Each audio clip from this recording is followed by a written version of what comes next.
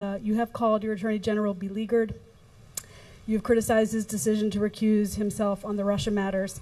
And your kind of catchphrase or motto before the White House was, "You're fired." So I'm wondering if you would talk to us a little bit about whether you've lost confidence in Jeff Sessions, whether you want him to resign on his own, whether you're prepared to fire him if he doesn't, and why you're sort of letting him twist in the wind rather than just making the call for him. Thank you. Well, I don't think I am doing that, but I am disappointed in the Attorney General. He should not have recused himself almost immediately after he took office. And if he was going to recuse himself, he should have told me prior to taking office, and I would have quite simply picked somebody else. So I think that's a bad thing, not for the president, but for the presidency. I think it's unfair to the presidency, and that's the way I feel. Thank you. Blake Berman, thank you.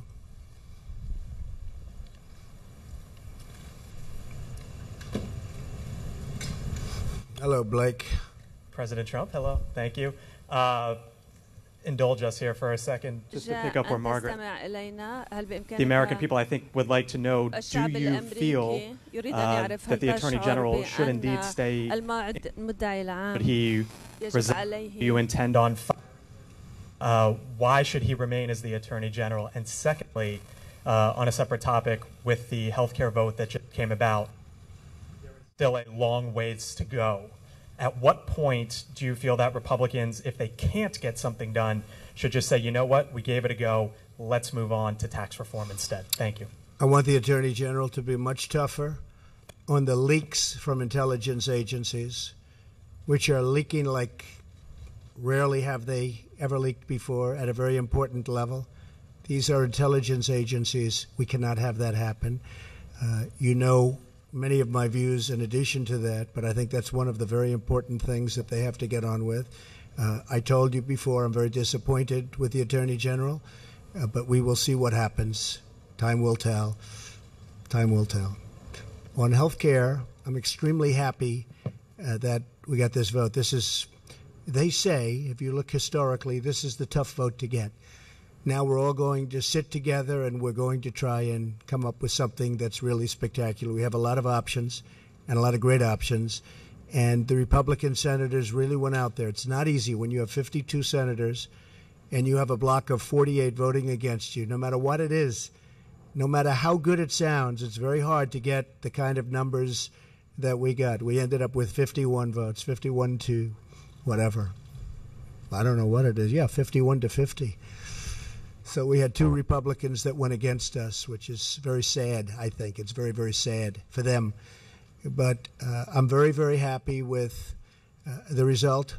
I believe now we will, over the next week or two, come up with a plan that's going to be really, really wonderful for the American people. Obamacare is a disaster. It's failing on every front. It's too expensive. It gives horrible coverage. It was gotten by a lie 28 times. It was a lie. You can keep your doctor. You can keep your plan, all lies. And the people are sick of it. And we're going to come up with a great health care that satisfies the needs of the people that we serve, which is the people of the United States. I will say, and I said it right at the beginning, health care is always difficult because you have to weed a very, very narrow path, like a quarter of an inch wide, right down the middle. And if you go a little bit too far right, you lose 3 people on the left. And if you go a little bit too far left, you lose 5 people on the right. It is a very, very complex and difficult task, but it's something I actually know quite a bit about. I want to just thank some of the Republican senators who were really fantastic in getting us here, particularly John McCain for making the trip. But I think you're going to have a great health care. This is the beginning of the end for the disaster known as Obamacare. Thank you very much. And, Mr. President. Mr. President, how can the United States help Lebanon cope with the massive number of refugees, of Syrian refugees? And is there a way you can help facilitate the refugees' return to their home country? Well, we are helping, and one of the things that we have made tremendous strides at is getting rid of ISIS. We have generals that don't like to talk, they like to do. And we were with General Mattis last night, and the success they've had against ISIS is extraordinary. We've made more progress in the last 4 or 5 months than previous, really, I could say the previous administration made in 8 years. And then we have to see what we have to see. But I will tell you, ISIS in Syria, ISIS in Iraq, ISIS in other locations, we have made tremendous strides. Our military is an incredible fighting force. And as you know, I let the commanders on the ground do what they had to do. Before, they used to have to call in this beautiful house and speak to people that didn't know what was happening, where they were, what locations, practically probably never heard of the countries they were talking about or the towns. I let the generals do what they had to do, and we have made tremendous plans. We were discussing it just before. We have made tremendous gains with respect to ISIS in Syria, Iraq, and other places. Thank you. Thank you. Dr. Rais, What about Bashar al-Assad in Syria? Assad? Assad. I'm not a fan of Assad, okay?